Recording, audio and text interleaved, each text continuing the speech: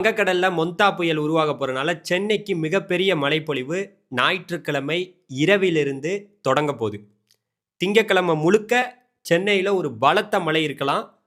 குறிப்பா 15 சென்டிமீட்டர் வரைக்கும் மழை பெய்யலாம். 20 சென்டிமீட்டர் கூட மழை பெய்ய வாய்ப்பு இருக்கு. எப்படி இத சொல்றோம்னா, யாரையும் அச்சுறுத்துறதுக்காக சொல்லல. சென்னை மக்களே, சென்னை, திருவள்ளூர், இந்த செங்கல்பட்டு, காஞ்சிபுரம், அதுக்கப்புறம் ராணிப்பேட்டை இந்த மாவட்டங்கள்லாம் வச்சுக்கலாம்.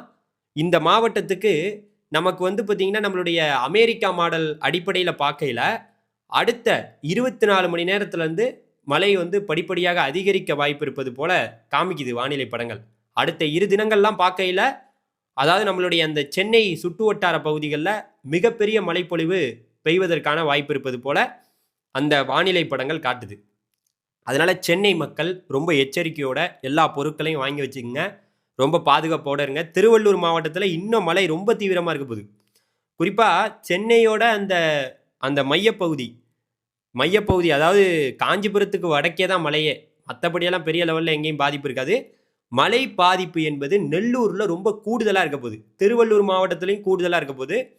அடுத்த 4 தினங்கள் 4-5 தினங்களில் மழையுடைய தீவிரம் படிப்படியாக அதிகரிக்க போகுது.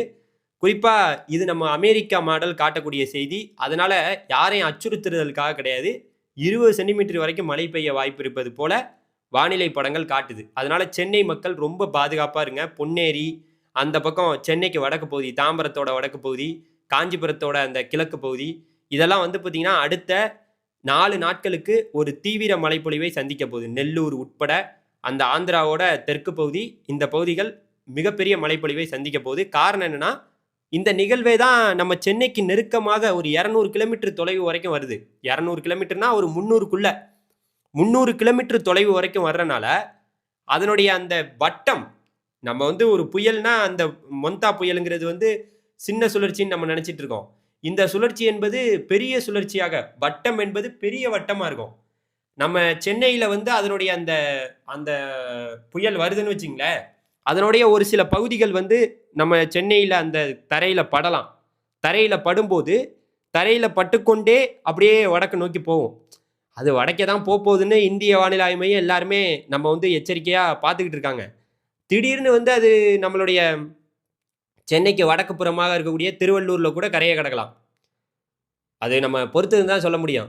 ஏன்னா இப்போ இது வரைக்கும் வந்த நிகழ்வு எல்லாமே பார்த்தீங்கன்னா ஆந்திராவை நோக்கி போகும்னு நம்ம இப்போ வரைக்கும் இந்திய வானிலை ஆய்வு மையம் எதை தான் சொல்லியிருந்தாலும், நம்ம திருவேற்காடு இந்த பகுதியிலலாம் பார்த்தீங்கன்னா அப்படியே பழவேற்காடு பகுதியில் கூட அந்த இடத்துல கரையை கூட நெருங்கலாம்.